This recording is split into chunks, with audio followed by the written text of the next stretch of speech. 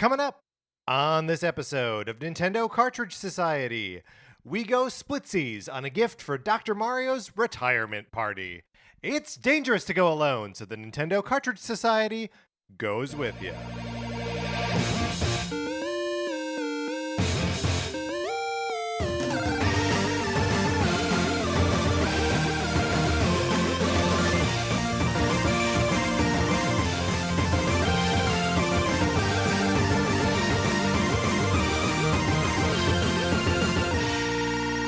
Welcome to Nintendo Cartridge Society. My name is Patrick Ellers, and I am joined, as I am always joined, by my co-host, Mark Mitchell. We have got a good show for you today. We are going to be talking about the news from the week, including the new game from the developer of Stardew Valley. And then on Thursday, Game & Watch Month concludes.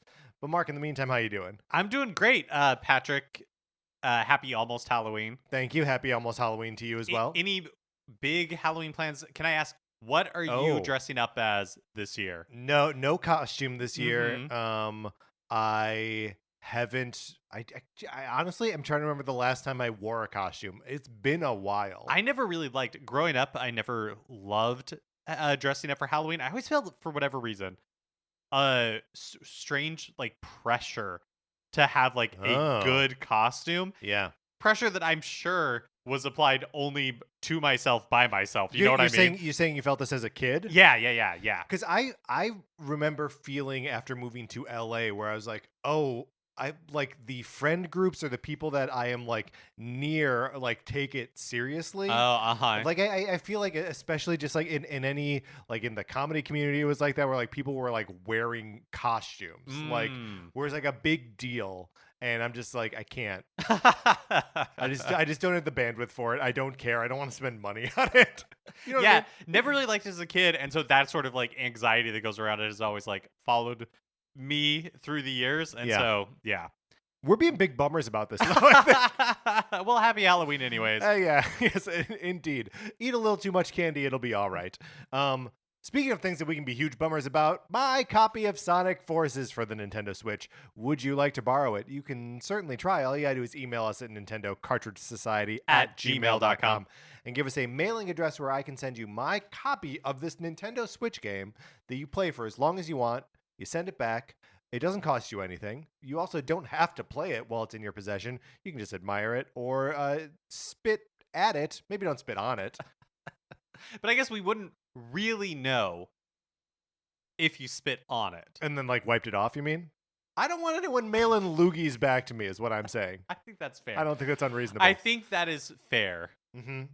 There also may be a copy of Untitled Goose Game in there instead of Sonic Forces, which I guess is sort of me mailing a loogie to someone, right? It's the better game, though, is the thing. Mm-hmm. Anyway. It's like a loogie you desire. Let's not probe too much into that. Get on the list. Another thing you can do is you can leave us a 5-star review on Apple Podcasts or wherever you get your podcast. We appreciate it so much. It helps people find the show. One thing, Patrick, I haven't actually, run this by you, so you may feel differently. But, one request, if you are a member of an international spy ring, I think we would just ask that you don't. What is this? That you don't use your 5-star review to leave a message for your contacts. In the organization. Mm-hmm. We don't really want to get caught up in anything that we're not prepared to handle. International espionage being one of those. Well, so hold on though, because if it is a coded message, maybe it just looks like a very positive review. I guess that's. I'm not going to say no to that, Mark. You're right. Okay, that's fair. So whether it's a 5-star review that is truly positive or only because you're trying to let your, contact in Belgium know that they've been made, either way, we'll accept a 5-star review. A 5-star review is this 5-star review. And if you leave us a review anywhere else and you would like us to shout you out, we are only checking the Apple Podcast Store. So shoot us an email, tweet at us, let us know. We are more than happy to shout you out on the show. Also, this month, now, October, which is almost over, is in fact Game & Watch Month. We will be concluding it on Thursday. We've got some fun things planned for next week. Very excited. I'm sad to see Game & Watch Month go. Yeah, me too. It's been a lot of fun. It's been eye-opening. All right, Mark, let's get into what we have been playing.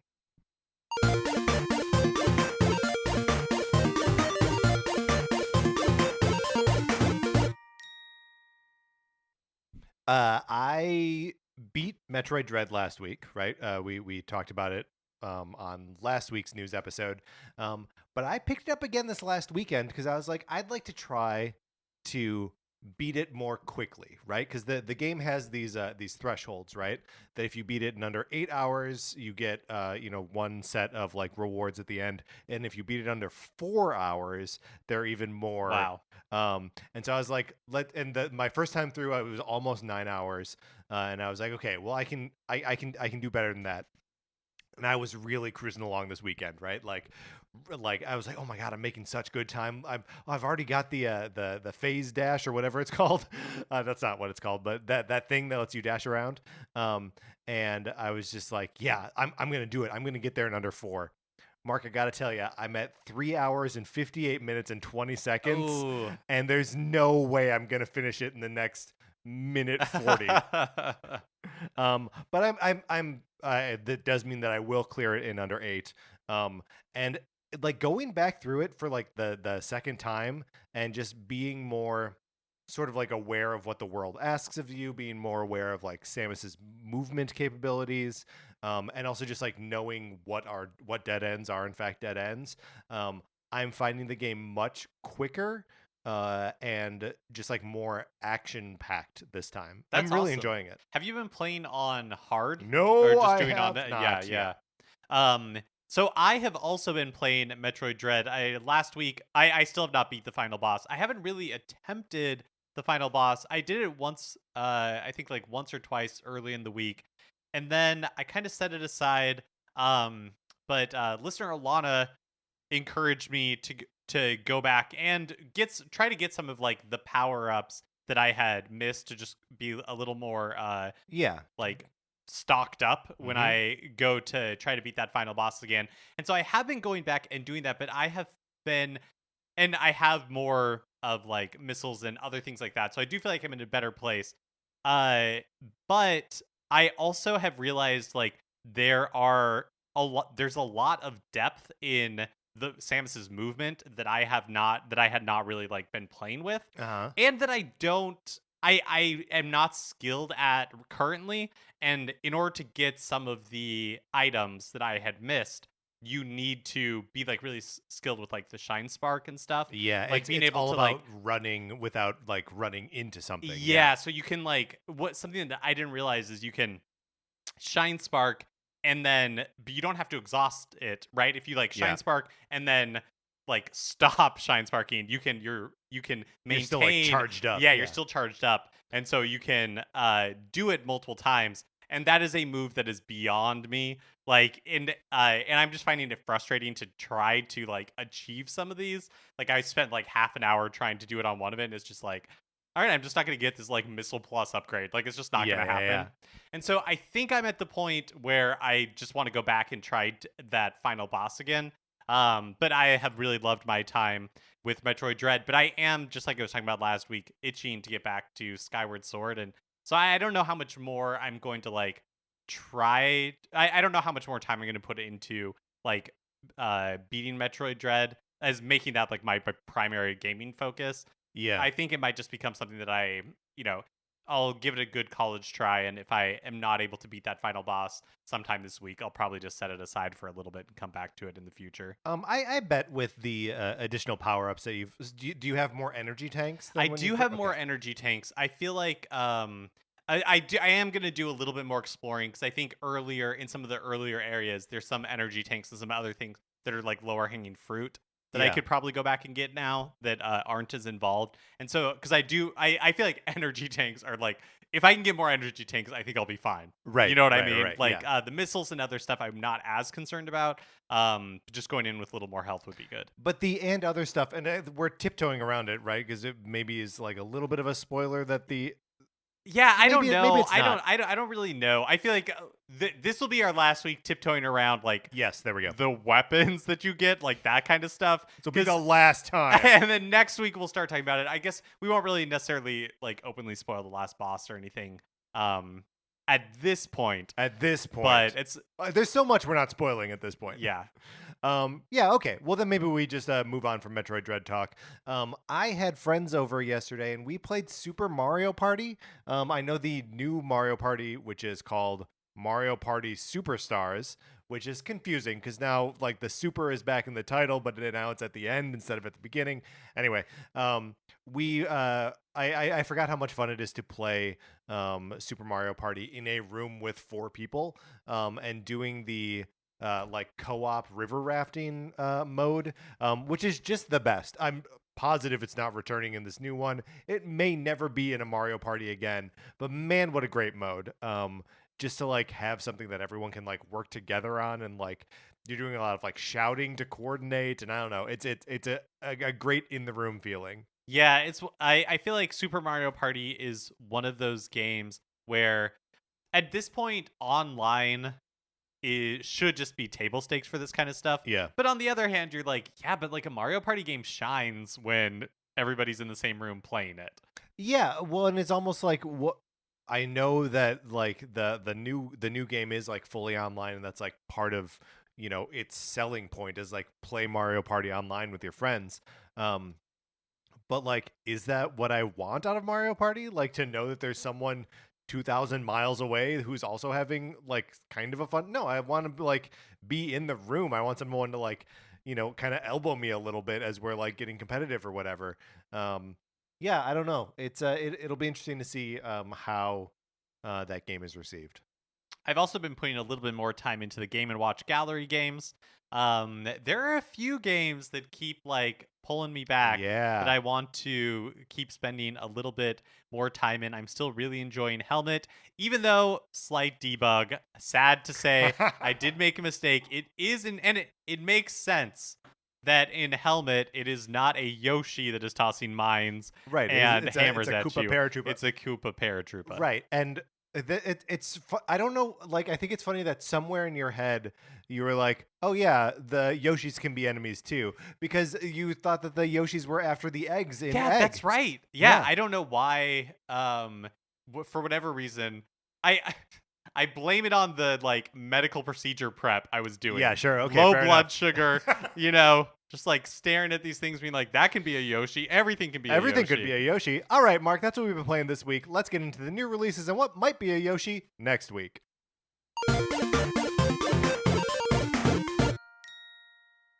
Yesterday, Ah! October 25th, the Nintendo Switch Online Plus expansion pack was released. Presumably, we're recording this ahead of time, including the Nintendo 64 library, Mario Kart 64, Super Mario 64, Star Fox 64, Yoshi's Story, The Legend of Zelda: Ocarina of Time, Winback, Mario Tennis, Dr. Mario 64, and Sin and Punishment available at launch. And also the Sega Genesis library, which is Sonic the Hedgehog 2, Streets of Rage 2, Echo the Dolphin, Castlevania Bloodlines, Golden Axe, Strider, Contra Hardcore, Dr. Robotnik's Mean Bean Machine, Gunstar Heroes, I think that's a typo. I think it's Musha, or Musha. I don't know what the game is. Phantasy Star 4, The End of the Millennium, Rise Star, Shining Force, and Shinobi 3.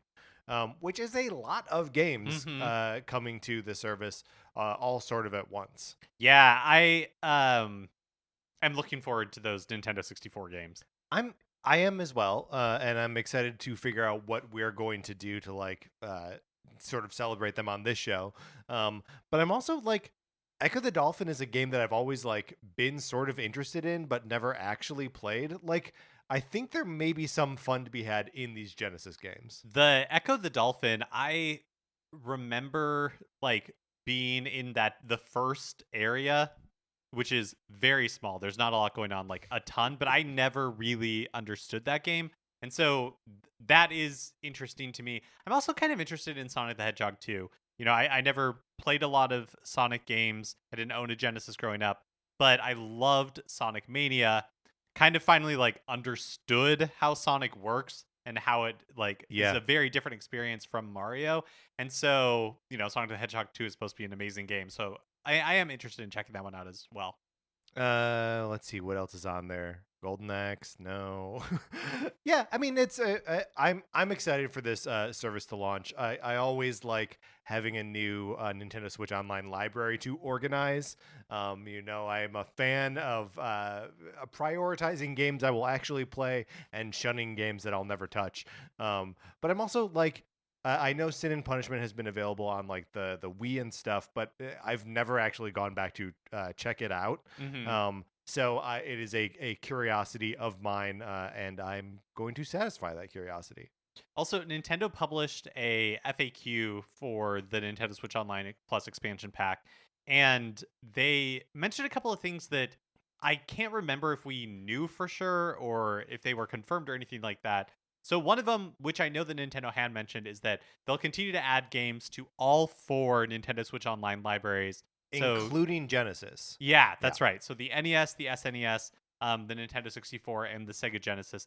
In the like initial reveal in the Nintendo Direct for Plus expansion pack, they specifically called out games that were coming to the Nintendo 64, but they didn't say anything about additional Genesis games, so we didn't know for sure.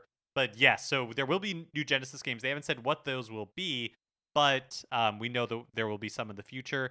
Additionally, Mhm. they showed off, in that direct, they said, "Hey, here are some Nintendo 64 games that are coming in the future," and they didn't say some. They said, "Here are Nintendo 64 games that are coming in the future." Right, but Which this FAQ says some, right, which leads us to believe collectively, leads the show to believe that there will be games in addition to the like 6 or 7 that they already mentioned. right. Which are Banjo-Kazooie, F-Zero X, Kirby 64, Mario Golf, Paper Mario, Pokemon Snap, and Majora's Mask. Yeah, which follows because there are a lot of Nintendo 64 games that are not in this list. Right. So- Donkey Kong 64 among them, I guess. I was going to say principally, but like that's for me that's one where I'm like, yeah, give me that game. Yeah. So Where's Wave Race? I know that's another one. Where's Pilot Wings? Yeah.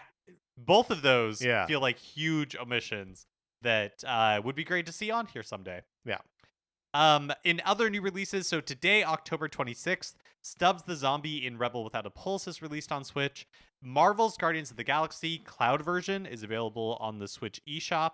Does it feel like this game just sort of like, I know it was only revealed at E3, right? Like we didn't even know that it was a thing, and now it's just like coming out. Yeah, I guess it's the same timeline as Metroid Dread, but for whatever reason, I feel like there hasn't been as much like coverage of this game as I would expect. Because I definitely see articles and stuff on IGN, but it was a surprise when it was revealed. I actually really liked the trailer, but I still don't entirely know what to make of this game. Yeah, me too. Well, and I think there's like a little bit of the, I'm going to say stink, but I don't know that I mean that. Like the stink of the Avengers game that Square Enix made. Sort of like just floating around like the AAA Marvel space. That it's like, I think just we're all collectively tempering our expectations. Mm-hmm. But this is a game that I'm really interested in playing. I won't get it on the Switch because I'm not really interested in playing with a cloud version. But like, yeah, it looks like it has the sort of Final Fantasy VII remake style of combat to it, where you are like controlling one character who's just sort of like chipping away and then like earning the ability to command the other characters to do more impressive stuff. And I mean, that's super fun and fast and engaging in Final Fantasy VII Remake. So maybe it could be here too. And then on Thursday, October 28th, Fatal Frame Made in a Black Water, which is a re-release of the previous Wii U exclusive, is available on the Switch eShop. And then finally on Friday, October 29th, Mario Party Superstars is released on Switch. Yeah, Mario Party Superstars. I mean, we already sort of talked about it. Where is your level of excitement for Mario Party Superstars? So kind of similar to Super Mario Party. I enjoy Mario Party games, but I've never like been really excited to purchase one before. So this for me is like, oh yeah, if I find myself in an opportunity or something where I need a good party game, Super Mario or Mario Party Superstars is probably one that I'll would consider, but it's not something that I plan to pick up at launch. Yeah, I'm right there with you in that like I feel like having a Mario Party game on your Switch is probably enough. Like having two feels like a lot, right? It feels like you're a Mario Party guy at that point. All right, those are the new releases, Mark. Let's close this out. Which brings us to a regular segment on our show. It is time for 433.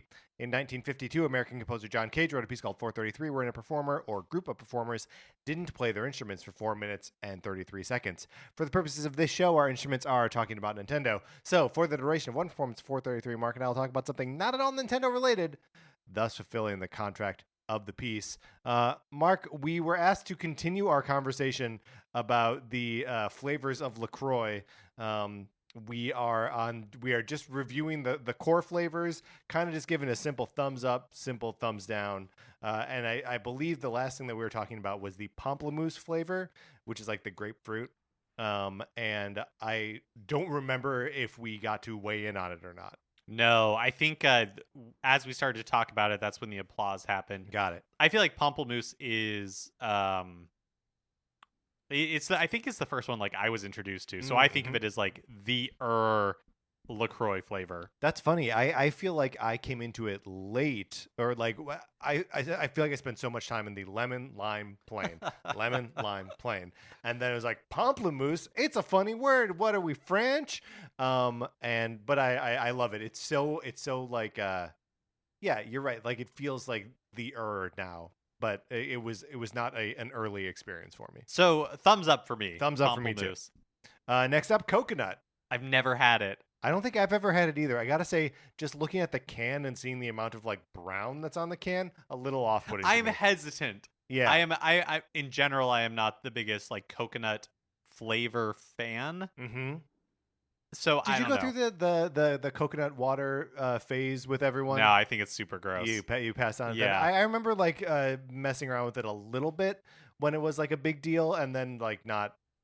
Like I can't get excited about it. Yeah, Patrick, maybe this is something that we should experience together.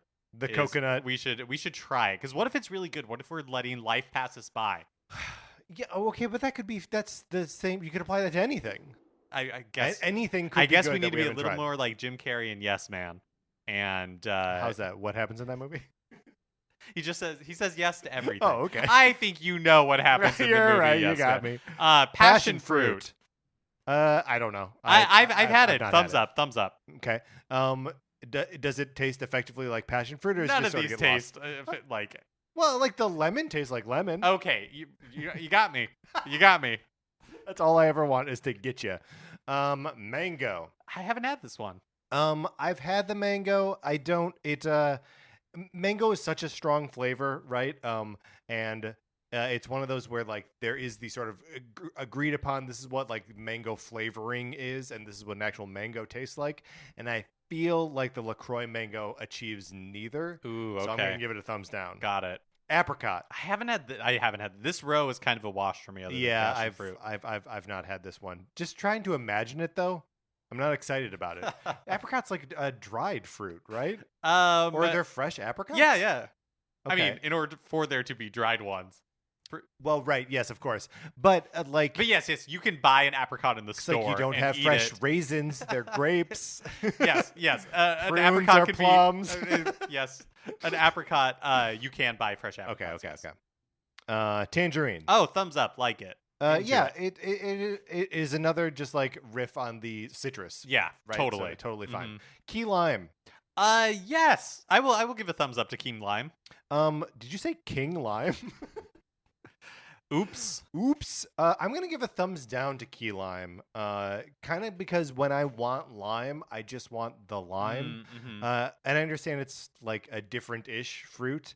But yeah, it's just not what I expect and therefore not what I want. Yeah, not to tip my hand too much, but key lime reminds me of like the limoncello flavor a little bit, where it's like the lime you expect with like a little something extra, but I think it works better in key lime than the Yeah, limoncello. yeah, I agree with that. Hibiscus. So this is a thumbs down for me. It tastes too much like sweet tarts. It's a little too chemically. All right, thumbs down. Oh, I don't know what this is. Pastek Pastèque? or pastique. Pas- We'll never know. No, we'll never know. It's watermelon. It's watermelon. I love this flavor. It's a Whoa! little bit sour, which I Ooh. really like. I'm super into the watermelon flavor. Never had it. Limoncello. Okay, so thumbs down for me. Yeah, It's a little thumbs down for me too too. much. Black raspberry. 2 Z's. Oh, no! We still didn't finish? No, we have 3 left. What do you think? Do we just go for it? Do we Yeah, ignore the applause? Do we plow right real through? real quick. Black raspberry. I'm going to go thumbs down. I don't know that I've had this one. Actually, me neither, but I'm going to thumbs down preemptively. on principle. Yeah. This one, the next one I haven't had either. Guava Sao Paulo. I have not had it, but that sounds so evocative. I think want we it. gotta think- get a hold of that one. Yes, for sure. And then finally, beach plum. So I'm thumbs up on the flavor, thumbs down on the name, just because. When have you had a plum on the beach? But the weird thing is, like, it doesn't taste like plum, and so the name is a win in copywriting because it's evocative of like a thing that doesn't exist. Yeah. But you taste it and you're like, all right, yeah, beach Yeah, plum, sure. This is one of those beach plums. We were accompanied today by pianist Kyle Shaw. Mark, let's get into the news.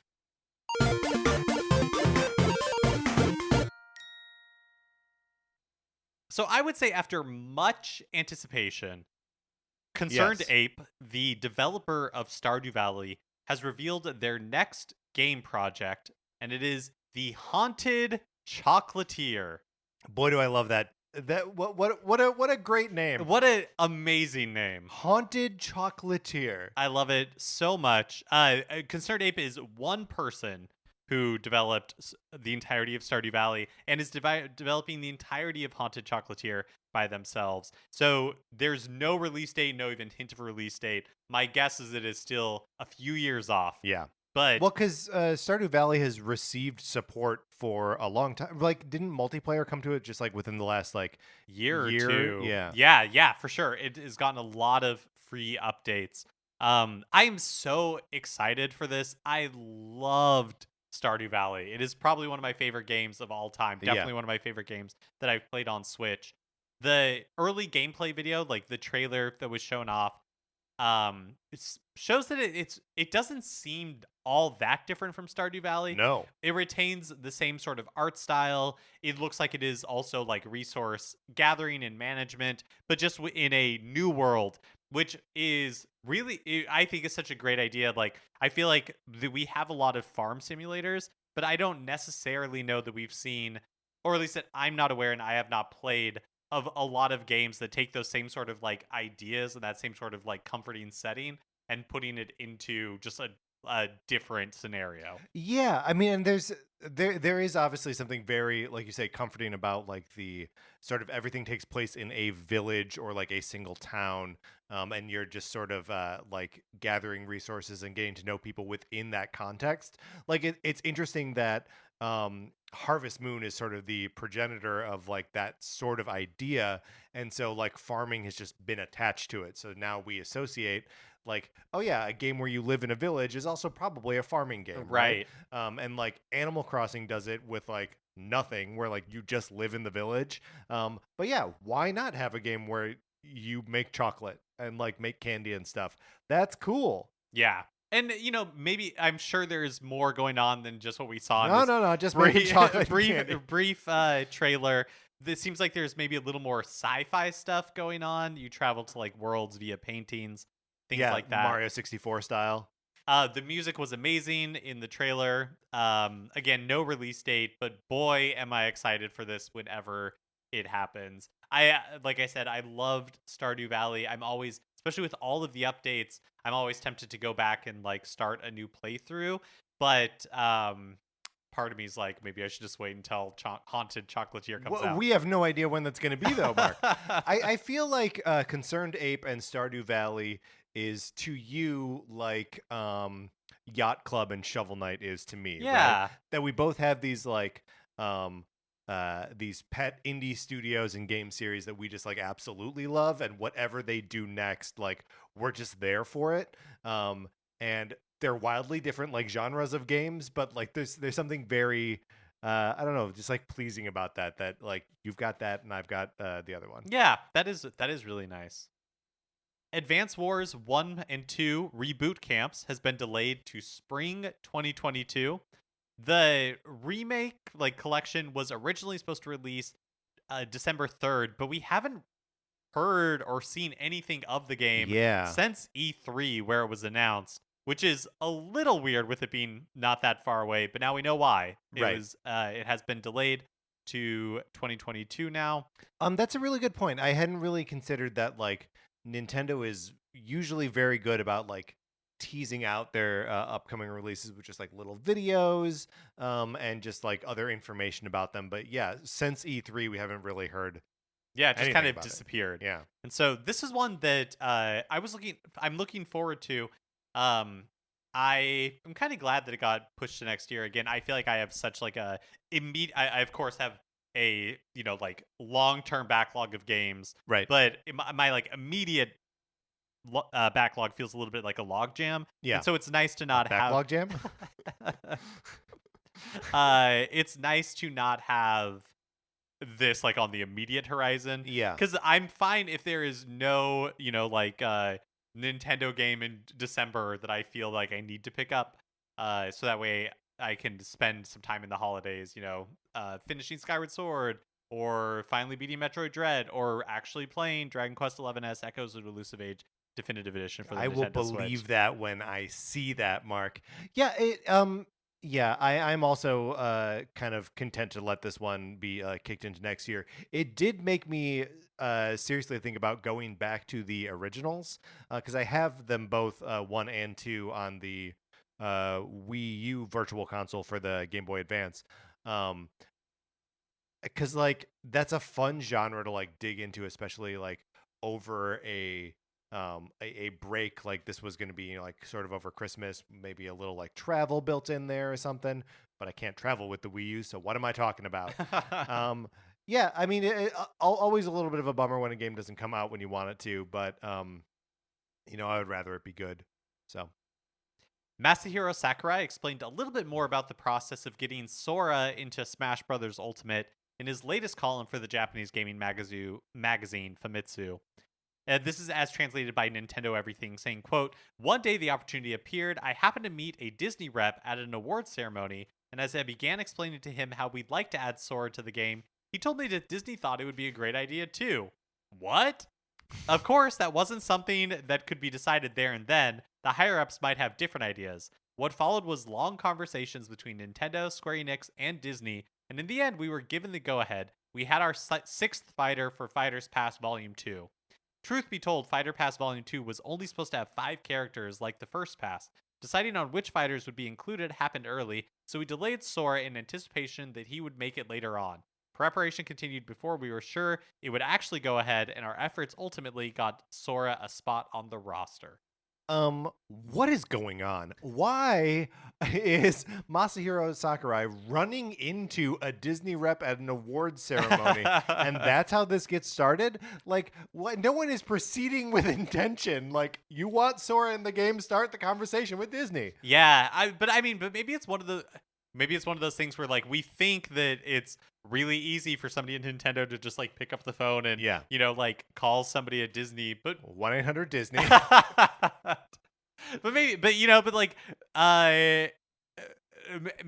I feel like all of these things probably happen because people have relationships with other people in the companies, and so you need the sort of like groundwork in. Maybe that's what it needed. I mean, I wonder if they like could have been in a good place for those conversations, and then they were like, "Oh, Illumination Entertainment."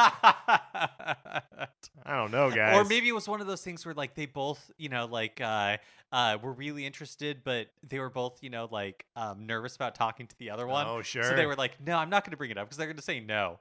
Right. So like Nintendo is like passing a note to, I don't know, Bandai Namco, who's like going to show it to Disney. It's right. Like, do exactly. you like me? Yes, no, maybe. Yeah. Can Sora be in Smash? Yes, no, maybe. Check 1. Yeah. And they checked yes. Or they probably checked maybe more than anything else. Also in the article, he talks a little in the column, he talks a little bit about his future, saying, quote, "The long production time made me think that there are only so many more titles I can have a hand in developing, which made me a little uneasy about the future. I think it's great that we were able to make headlines in the game industry through our development and presentations. Smash is just a completely different beast. I'd like to once again extend my thanks to the developers who have entrusted their worlds to us." That's sweet. That is sweet. Yeah. But yeah, when you think like, it's been at least 6 years, of people's lives working on Super Smash Brothers Ultimate, that's a lot of time to dedicate, to like a single project. So Yeah. it must feel, I genuinely can't really imagine what it feels like to end development on a game like this. Yeah. Well, and not just being a game that's been in development for so long, but as he says, like both these things that it's such a high profile thing that like everyone's paying attention to it, and that you're sort of borrowing all of these other worlds Yeah. and characters, where like it's all a very like handle with care sort of, and everyone is just like an exposed nerve when it comes to Smash, right? Like everyone has so many expectations, and you get excited about things, you get nervous about things being bad. So yeah, it's been a high wire act, and it's neat to see them like finally get to the other side. Yeah, totally. Grasshopper Manufacture, home of No More Heroes creator Suda51, has been acquired by Chinese conglomerate NetEase. The company's stated goal is to provide Suda51, quote, "a worry-free environment," end quote, where Grasshopper Manufacture can focus on development. That's interesting. I feel like every time we talk about Suda51, it is in the context of some developer or publisher being like, "We just want Suda to be Suda." Like, we know he's a weirdo and makes weird games. So I guess it's nice that like they're finding it not a home. They're not being like acquired by them, right? They're like merging.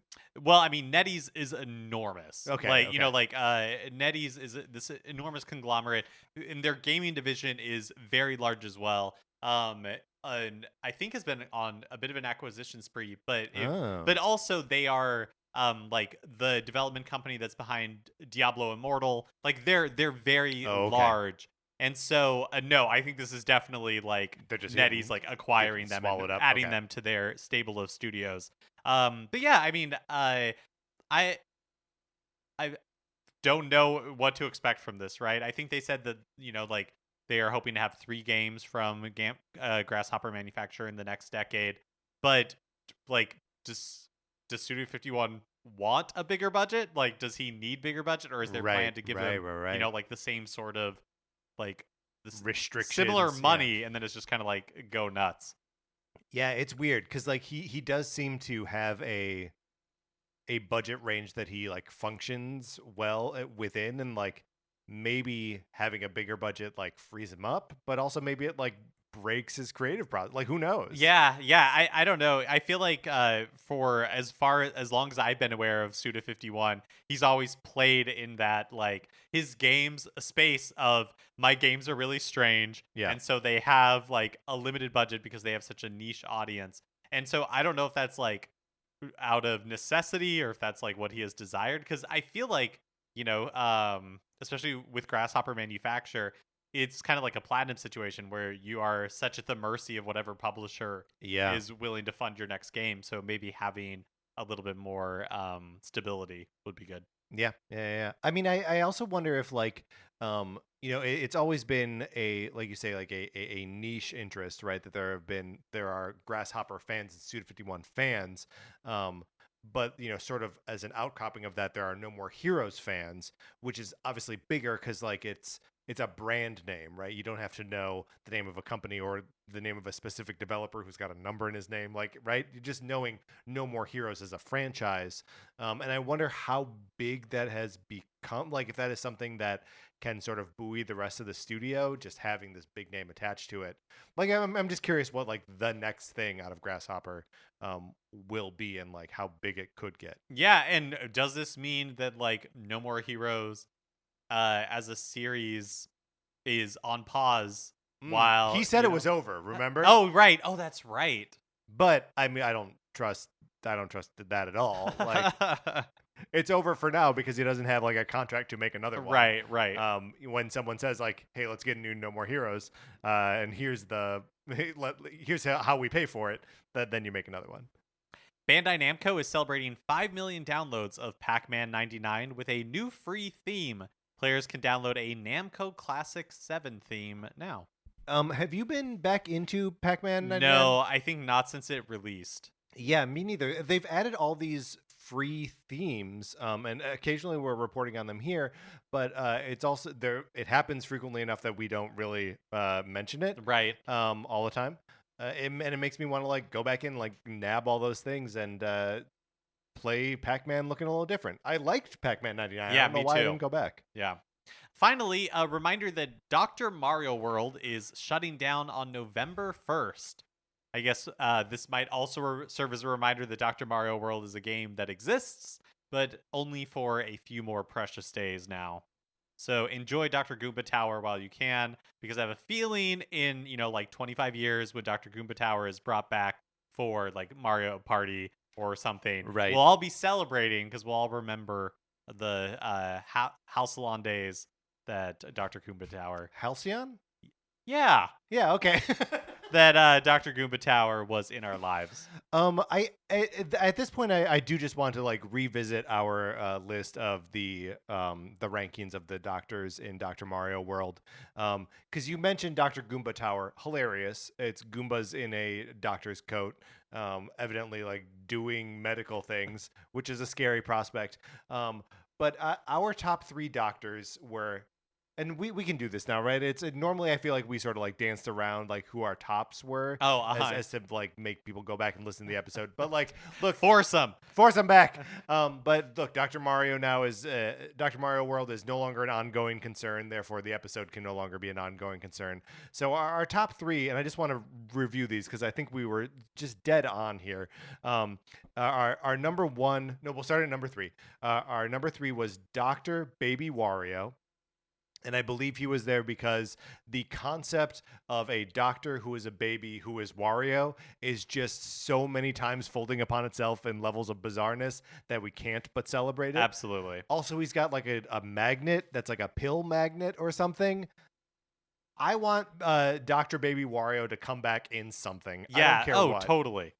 Then coming in at number 2 was our Dr. Donkey Kong. And I think we put him there because it's like, this is when you like want the like sort of bully to advocate for you, right? Totally. Yeah. Yeah, 100%. I also feel like Dr. Donkey Kong would probably be really good at sports medicine.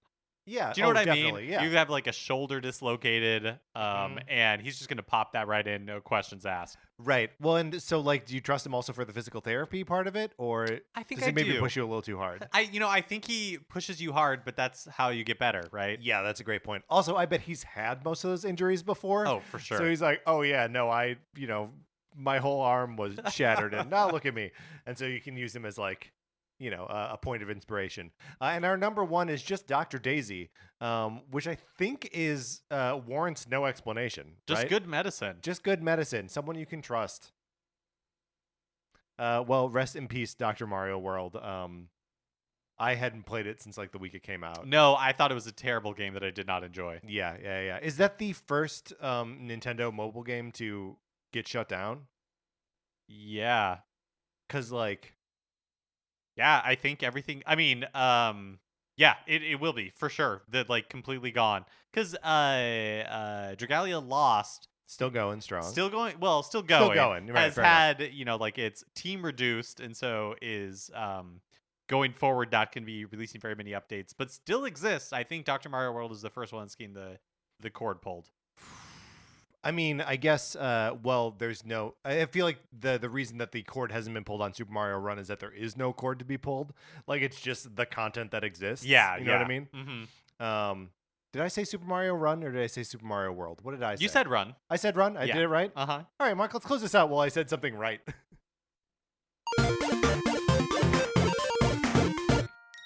All right, that's going to do it for this episode of Nintendo Cartridge Society. Remember, please rate, review, and follow us on Apple Podcasts. If you like the episode, you can share it on Facebook or Twitter, wherever you share stuff. It helps us tremendously. When you do, you can follow us on Twitter. I'm at Patrick_Ellers. Mark is at MKE Mitchell, and the show is at Nin Cart Society. We also have a Facebook page, which is just Nintendo Cartridge Society.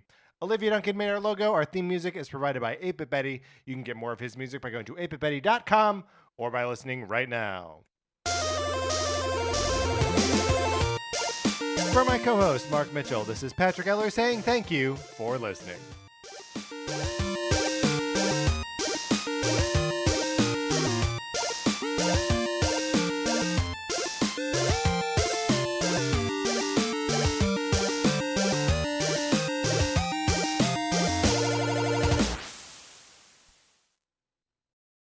Imagine a podcast. Now, imagine a musical. Now, imagine the two of them made 1 million babies. Well, you don't have to imagine it, because it's real, and it has a name. 1 million musicals. Each month, we bring you a brand new, original podcast musical featuring talent from across Broadway, films, and TV. You'll hear tales of spooky ghosts, Wild West shootouts, adventures on the high seas, and much, much more. 1 million musicals. Only a few 100,000 to go. A Campfire Media podcast. Campfire.